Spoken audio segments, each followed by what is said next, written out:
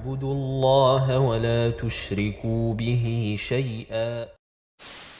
Si dans un pays on a vu la lune, est-ce que tous les pays musulmans doivent faire le jeûne avec le pays qui a vu la lune, ou bien chaque pays fera le jeûne avec son pays lui-même? Bien sûr, il y a un débat ici très long et très large avec beaucoup de détails. Je vous donne seulement le résumé, je vous donne le beurre, seulement, la crème, comme on dit. Je vous donne le résumé, c'est pas la peine d'entrer dans tous les détails. Celui qui veut entrer dans les détails, qu'il lise les livres du fiqh, il y a tous les détails là-bas.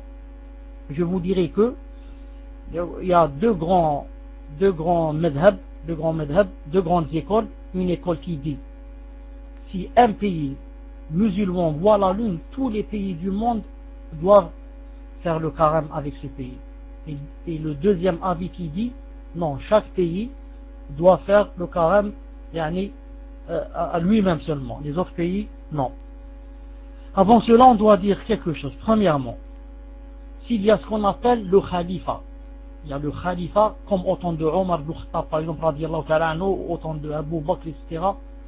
Quelqu'un, au temps de Omar, Othman, Ali, il y a quelqu'un qui commande tous les musulmans du monde.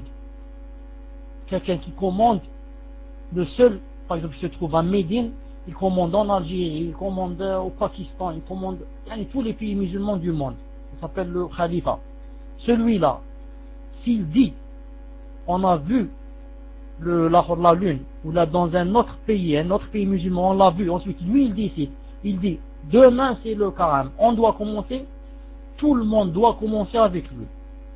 Donc s'il y a le khalifa décide, il dit, voilà, on m'a téléphoné tel pays qu'ils ont vu, donc demain Inch'Allah, il parle à la télé, demain Inch'Allah, tout le monde fera le carême, c'est le ramadan. Tout le monde doit faire.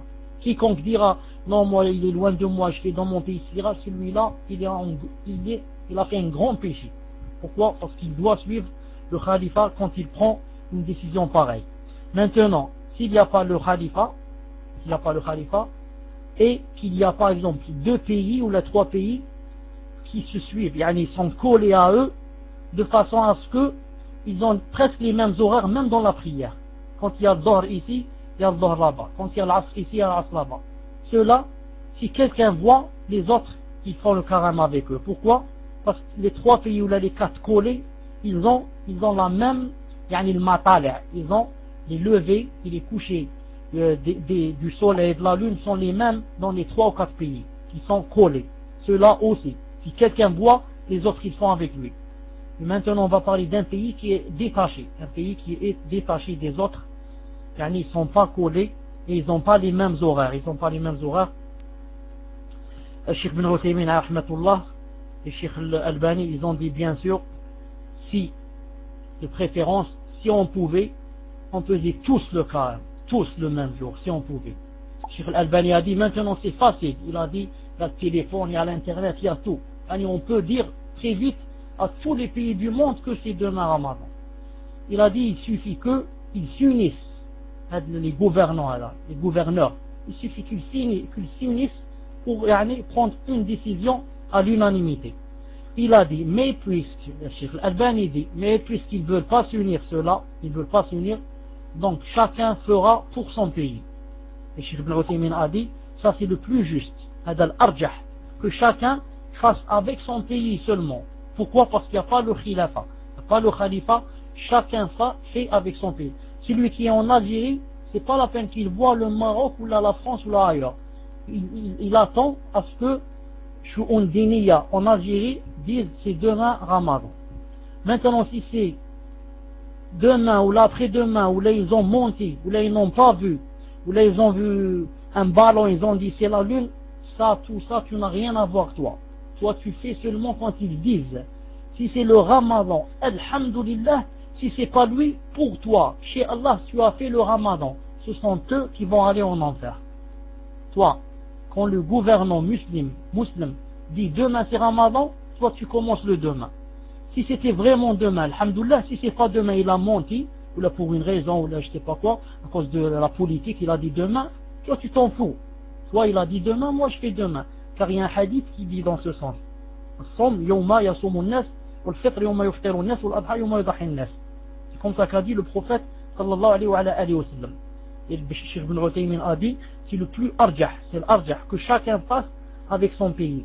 Pour deux choses. Premièrement, il a dit, comme les couchers et les levées des soleils diffèrent de mon pays à un autre pays, la même chose en ce qui concerne le coucher et le lever de la lune. Moi, quand c'est le Zohr en Algérie, quand c'est le Zohr au Koweït, c'est le Maghreb, c'est presque le Maghreb. Donc il y a une grande différence entre le lever et le coucher du soleil. Il a dit la même chose, il y a une différence entre le lever et le coucher de la lune. Car celui du soleil, il est quotidien, celui de la lune, il est mensuel, une fois par mois. Et ils marchent tous avec des calculs. Allah a dit dans le Coran, le soleil, le qamar et la lune, avec des calculs. Tous ce sont avec des calculs. Ils marchent avec des calculs qui ne se trompent jamais. Donc, puisqu'on n'a pas les mêmes levées, les mêmes couchers, je ne vois pas pourquoi je vais faire moi le jeûne avec un autre pays. C'est la première raison. La deuxième raison, pour qu'il y ait convergence et il n'y ait pas de divergence. Quand il y a divergence dans un même pays, ça donne la fawda. Là, ça, nous on l'a vécu en Algérie. Moi aujourd'hui, par exemple, j'ai pas jeûné, celui qui est au-dessus de moi, il a jeûné, celui qui est au troisième, il n'a pas jeûné, celui qui est au quatrième, il a jeûné. Moi j'ai jeûné, ma femme n'a pas jeûné, mon fils a jeûné, mon oncle n'a pas jeûné, et c'est des grandes machakis. Attends, on mange par groupe. Moi je mange X de mes enfants. Ensuite c'est ma femme avec Y. Donc tout ça, c'est quoi? C'est comme a dit le prophète sallallahu alayhi wa sallam. Qu'est-ce qu'il a dit une fois? Il a vu les sahaba radiyallahu ta'ala, ils sont descendus comme ça de voyage, ils se sont assis, ouahad à droite, ouahad à gauche, ouahad sous un arbre, ouahad un peu plus loin. Qu'est-ce qu'il a dit? Inna tafarruqakum hada min ash-shaytan. Il a dit votre dispersion, celle-là, c'est celle du shaytan, c'est le shaytan qui aime cela. C'est-à-dire, on devait être en groupe. Même assis comme ça, on devait être en groupe. Alors, qu'en est-il dans les adorations, dans les ibadat?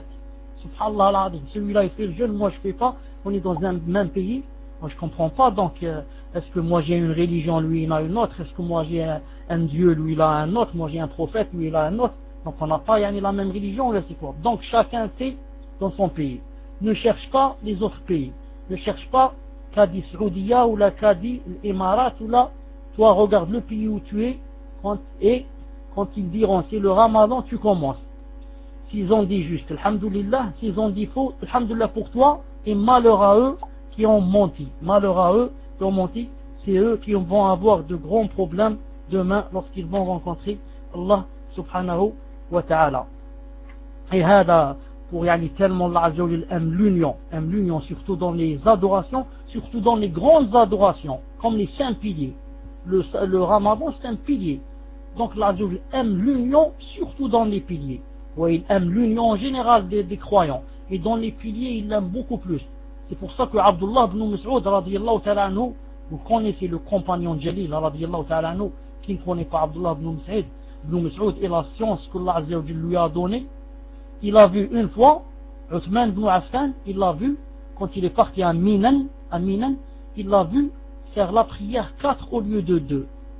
Alors, il lui a dit, pardon, ya Uthman ibn Affan, mais la prière, normalement, on fait 2. Je voyais le prophète, quand il venait ici, il faisait 2. Il ne faisait pas 4. Bien sûr, Uthman ibn Affan a donné ses raisons. Ses raisons, c'est que quoi? C'est que les gens, quand ils l'ont vu faire comme ça, les gens qui sont venus de loin, l'arabe, qui ne connaissent pas la religion, etc., ils ont cru que, donc, le Zohr et le Asr, on le fait toujours 2. Donc il a eu peur, il a dit, moi je fais 4. Il y a des gens qui viennent à droite à gauche, ils ne connaissent pas la religion. Ils vont croire que la prière c'est toujours 2. Donc il avait des raisons de le faire. Mais, qu'est-ce qui a rapport avec le dars? C'est Abdullah ibn Mas'ud. Quand il a dit à Uthman ibn Affan, pourquoi tu fais 2? Il ne faut pas faire 2. Ensuite, qu'est-ce qu'il a fait? Abdullah ibn Mas'ud, il a fait la prière avec Uthman, radiyallahu ta'ala, 4. Subhanallah al-Azim. Tu dis à quelqu'un, pourquoi tu fais 4? Ensuite, lui il fait 4, toi tu fais 4.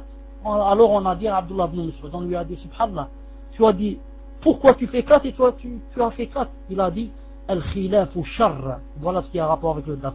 Al-khilaf, la désunion هذه شر, c'est un mal. Khilaf, la divergence. Shar, naam. Donc Abdullah ibn Mas'ud, en son cœur, il dit que cette salat, c'est pas la vraie. La vraie, on doit faire 2. Mais à cause de, il n'aime pas la divergence, à cause qu'il aime l'union et la convergence, il a fait 4. La hawla wa la quwwata illa billah. Regardez, nous, qui n'avons ni science ni rien. Nous, on est des ignorants. Et quand on va, par exemple, à Mecca, ou à n'importe quel moment, par exemple, moi, je suis de ceux qui disent, je ne fais que 13, comme a dit Cheikh Al-Albani alayhi rahmatullah. Et tu vas à Mecca, ils font 20. Tu trouves des gens, qu'est-ce qu'ils disent? Ils disent, Yahouya, la 13e, ils sortent. Pourquoi tu sors, toi, la 13e? Pourquoi tu fais pas comme Abdullah ibn Abbas et tu dis, la divergence, c'est un mal. Pourquoi tu fais pas pour faire l'union? Pourquoi tu fais pas? Ceux qui ont dit 13, 20, ils ont tiré de la tête. Tu vas me dire le hadith de Abdullah ibn Omar ou de Omar, il est faible. Il est faible, ça. Mais pour lui, est-ce qu'il est faible? Pour lui, est-ce qu'il a dit c'est un faible et je marche? Pour lui, c'est un hadith qui est vrai, qui est sahih. Donc tu marches avec son intention de lui. Sinon, car on doit suivre l'imam avec ce qu'il a pensé lui, pas ce qu'on pense nous. Sinon, moi je fais la salat derrière quelqu'un, par exemple, derrière quelqu'un qui dit par exemple que quelque chose, par exemple, tu manges, par exemple, moi je dis que celui qui mange le chameau, il doit faire le wudu.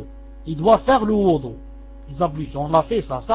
Maintenant, je fais la prière derrière un imam qui dit que ce n'est pas obligé. Alors maintenant, l'imam a mangé le chameau et il va faire la prière. Qu'est-ce que je vais dire? Je vais dire non, je ne vais pas faire la prière derrière lui. Il a mangé le chameau, je ne veux pas faire les ablutions. Non, tu fais la prière derrière lui. À cause, premièrement, de l'union, et deuxièmement, parce que lui, il s'est dit que ça s'annule pas. Et Allah Azza wa Jal regarde lui ce qu'il a dit, pas toi. C'est lui qui te guide. C'est lui qui te guide. Et lui, il a dit, le chameau n'annule pas. C'est comme ça dont il est convaincu. Donc tu marches toi avec lui. C'est pour ça qu'on a dit à l'imam Malik, à rahmatullah, on lui a dit, quelqu'un qui sort, qui saigne du nez. On lui a dit, comment, il ne fait pas le wudu, sa salat est sahiha. Sa salat est vraie, il a saigné. Il leur a dit, taqullah, vous voulez annuler la salat derrière Sufyan Thawri et les grands halous? Vous voulez annuler la prière derrière les grands tabi'in? Vous voulez annuler les prières derrière eux? Ceux-là ne voyaient pas que, par exemple, le saigné qu'il fallait faire les ablutions, etc.